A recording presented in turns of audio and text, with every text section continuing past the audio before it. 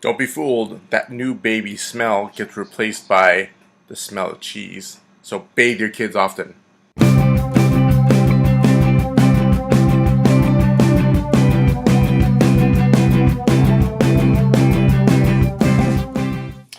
Welcome back to Raising a Gamer, a show about me trying to raise a gamer child in week-to-week segments. It's encouraged that you comment and join in on the discussion down there, to which I'll respond in the following week's episode. Now, on to the show. The show is growing. It's not as fast as I'd like it to be, but it's actually on you guys to help me get more people to check out the show. And I was hoping if you can guys help more people, that'd be great. I'd love it. Commenting is getting a little bit more, and I like that. I like when people comment. It's great. Please keep that going. That's awesome. Thank you for your support. Week 4, episode 4. It's been officially a month since my daughter has been born, and it's great. I've survived 1 month with a child, and through all that, I tend to think that my life is now in 4-hour segments, where 3 hours is her sleeping, and then that last hour is changing, feeding, changing again, and then trying to get them to rest again. Yeah, in that order. Anyway, it sucks and it's tough, but we're starting to get a little traction, and we're starting to team up a little bit more, me and my wife. And in fact, I'm actually more grateful to single parents out there. You all single parents, you guys are awesome. I mean, I don't know how you guys have the energy to continue to take care of baby after all that. Me and my wife kind of switch, and we can get a decent hour's sleep. But man, it is a lot of work. It's a lot of work. So in the tired meter, I'm still actually a 4. We are currently doing all our work downstairs, and we have a room upstairs, and we've set up everything. But downstairs, we've kind of established ourselves a little bit downstairs. The big reason why is that we're next to the kitchen, and we can clean all the bottles, and we can do everything really quick, and we can eat if we want to. The problem with that is that we are sleeping on the couch, and that kind of poses a problem because my back kind of is starting to feel it. So, it is rough.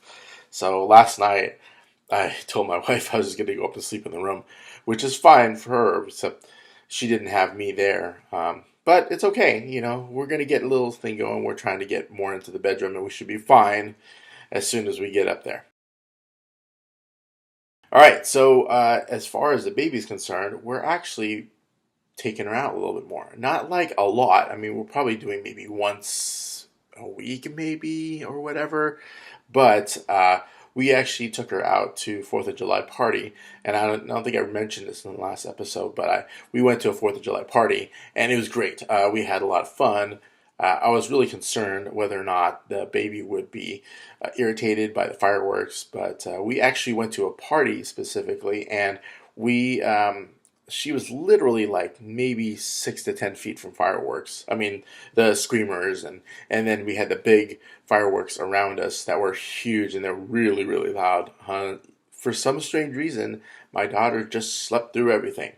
I don't know I don't know what kind of condition that is, or what makes babies, particularly like less than a month old, just knock out when there's like large bangs and stuff like that. It just seemed really weird because now every time we jolt something around her, she starts getting irritated. But when we were at this party, she was completely knocked out, and it was loud, so loud. I don't know what it is.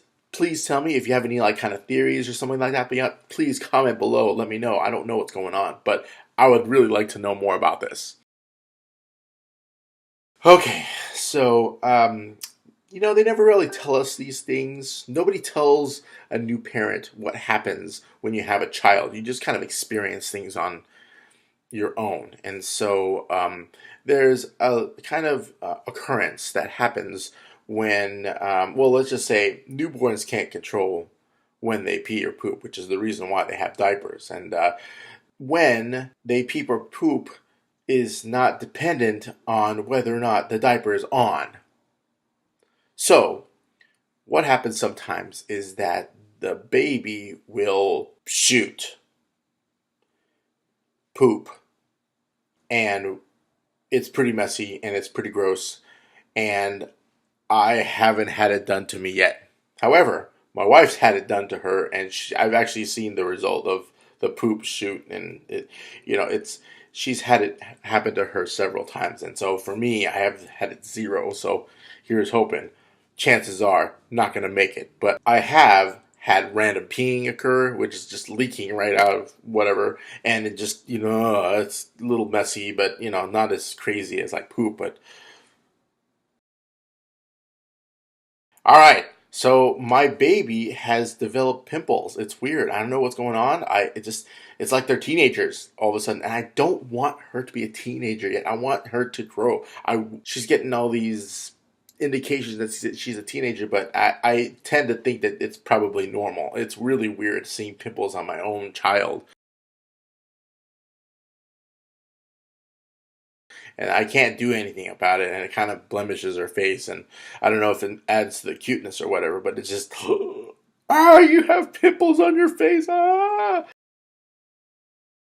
Okay, so last week's episode we talked about board games or video games, and I wanted to get that and then transition that into this week's question of the day, but I wanted to get you guys feedback, and I'm gonna talk about the comments that were made from last week. And so we got a few more. We got some of the returners, which is great. I'm totally fired up about that. So what I'm gonna do is I'm gonna talk about some of them. I'm gonna kind of paraphrase some of them. I may not go through all of them, but I'm just gonna paraphrase some of them. So Eve tells me, "Hey Jay, how's it going?"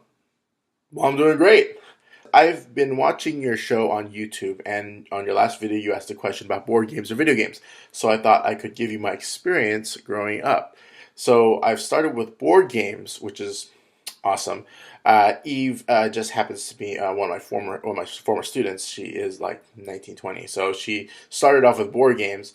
Uh, she goes on to say, my first two actually were Candyland and Chutes and Ladders. And then she talks a little bit about her history, about um, made Uno Solitaire, and then she actually goes into Diablo 2 at age 6 when she was on her grandpa's lap, which is what a weird kind of game to play at 6 or 7. Diablo 2. She got a Game Boy Color, and she enjoys playing Picard and board games, especially when it's with friends or being part of my club, which I talked about last episode. I think it's great. I maybe I'm just disillusioned. Maybe I don't see that, but apparently there's a lot more people that grow up with board games. I think that when I refer to board games, I think of mainstream board games, like the ones that are just coming out like this year or last year or whatever. But the classics are still being played, like, Risk or Uno or Monopoly or whatever. Anyway, Donna Jean says, "Hey, stranger." I haven't seen Donna Jean in a long time. She's one of my friends from like 20 years ago. Hey, stranger. Speaking of blast from the past, board games. She talked about categories that we ruled at. We used to play categories a long time ago.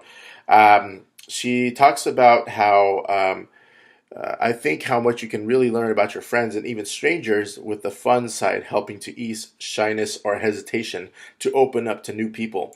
I believe that these kinds of social games are great ways to break the ice when a nervous situation like dating or hanging out or a whole new group of people. This takes me back to our church days. We used to go back a long time ago. So I would have to say in the belief category that good old board games can be a great tool that I wish was still used more. But just as you said, it's making a comeback. And yes, I believe it's making a comeback. Donna Jean, I'm totally fired up. I call her DJ. She's my bud. I agree. I think it helps cultivate that, and I talked about that last episode, and I think that's great. Great comment. Awesome. I like hearing your perspectives on things. Amanda comes back. She says, "Ha! I made it to the video." She says another issue with board games is that video games have gotten really good at matching a single player, which I didn't talk about, matchmaking.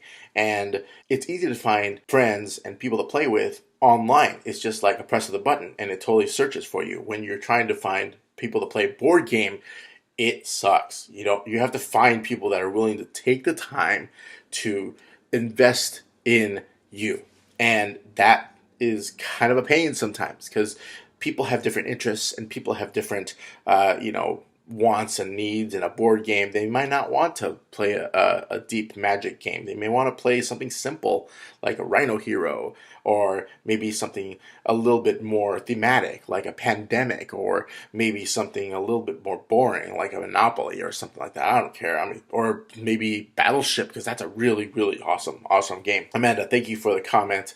KM Scott, she talks about, she doesn't even talk about this board game. She actually refers to a link on Etsy. And it's basically a link, and I'll kind of put it in the comments here. I'll put it right there. Right there. Okay, all right. This link goes to a really cool site that has a lot of vintage kind of board games made out of wood. It's really, really nice. It's very classy, looking. Um, but she does go on to talk about board and card games. She says, I grew up playing card games with my grandpa, rummy, blackjack, Yahtzee. I mean, those are the ones I didn't really mention last episode, but they're very, very high, awesome games that have pretty much stood the test of time. She goes on to say, but also dominoes. Dominoes is a big one too. And she had this game where she was like, that was like, sorry, but from Romania. Thank you, KM Scott, for giving us your perspective on this. Porthos9 says, hey buddy, Lancer here. Lancer is one of my buddies. He says, I think both are good for a child to do. Growing up, my mom and I would play backgammon, gin, rummy, blackjack, Clue, Battleship, and she was cool enough to get an Atari and NES, Nintendo Entertainment System, that I could play solo or with my sister. And of course, the ultimate board game she would let me play is D&D. Now, let me give you an idea of how this guy is. Lancer is a big guy. He's an awesome guy, really jolly, really cool, big black guy. Plays D&D, which is awesome because it's not a stereotypical type person that like plays D&D. And I love it when you cross over those things where you see people that don't typically play like an RPG and then you see them playing RPGs. I think it's great. He goes on to say, but just remember that in these early years, listening and visuals are her learning choices. That's something. Mozart and other classical music will help the brain develop. You and mommy reading to her will help her language skills in the future so that when she's kicking your butt in video games and board games, she can create full sentences and such. Great. Thank you. I appreciate that, Lancer. I love my boy. He's awesome. Lancer's great. All right. Now we're done.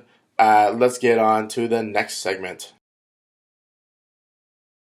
The question of the day relating to board and video games, more now to video games, is this. When should I introduce electronics to my kid? That's a big issue nowadays because right now we're in this transition phase between people that have grown up without electronic devices to people now, my child, will be literally growing up with electronic devices. And so much that like we have absorbed technology so much that it's like part of our lives. It will be a part of her life from early ages because when I was a kid, I was born in the early 70s and I was, during the 80s, we were still kind of introducing technology and video games to the masses. And, back then we had phone booths and we didn't have cell phones. We didn't have internet. And internet didn't come until I was in the middle of college. And so for me, I have this kind of appreciation for, non-electronics. That's probably why I've really been hooked on like board games. And right now, this generation of kids that are growing up with electronics are called, as MTV would call it, the founders. And MTV made a short survey a while ago talking to children, describing themselves because they weren't really millennials, because millennials had this kind of transition phase. These are the generation that are going to start with electronics. And I don't know if that's a good thing because, again, I talked about it last episode where kids can really get hooked on electronics or video games. And maybe I have an old school mentality about it, but I think that having kids learn so young can kind of get them a little locked on to electronic devices and have them dependent on it without having to realize what's out there in the world. And so I think, but there's like two things that I have to worry about. On one hand, uh, having electronic devices from the start will get my child learning about her environment very quickly. And that way she will be better prepared as she gets older, especially because she's a girl. And in a male kind of dominated like digital world out there, girls are chastised. And so maybe introducing her early can get her tools to, deal with that kind of stuff on a small basis. And then as she grows, it can get better. However, the other side of it is that keeping her from technology will allow me to help her grow socially. And I think that's a good thing for girls growing up, is that they need to have that social outlet. And yes, maybe digital devices will help with social outlets, but I believe there's a huge value in person to person contact. And preventing her from getting into these electronic devices could help her socially, could help her just mentally, and help her deal with people more, which is what really the world turns by. The world turns with human interaction. And I think that I could give her the fundamentals of communication and social skills that today's people just seem to lack nowadays. And it sucks that I have to teach my college kids social interaction when I totally learned that when I was growing up. But what do you think? What do you think? Should I withhold my child from learning electronic devices until an age that she can kind of deal with something like that? Or maybe I should introduce her early and risk possibly having her connected to a device at all times. But I just don't want my child to be so stuck on a device that, I can't, talk to her. And I want to be able to communicate and be best friends with my child. So that's the question of the day. So we've gone through this whole episode now, and I think it's cool because now I got like segments of stuff I want to talk about, and I'm totally fired up about that. And so, our question today: should I introduce electronics to my kid? Please mention it down below. Talk to me about it. Ask me what you think, and if you have any questions that you want asked in a future episode I want to talk about, you can suggest it by emailing me at raisingagamer@gmail.com. It's really simple. It's just ask the question. You don't have to worry about explaining who you are. Just say raisingagamer@gmail.com. You could ask me, and I'll try and get more episodes with your questions, because I got a whole list of stuff that I'm ready to talk about. But if I can get more feedback from you guys, that would be great. So until next time, I'm Jay the Game Daddy, and I will see you later.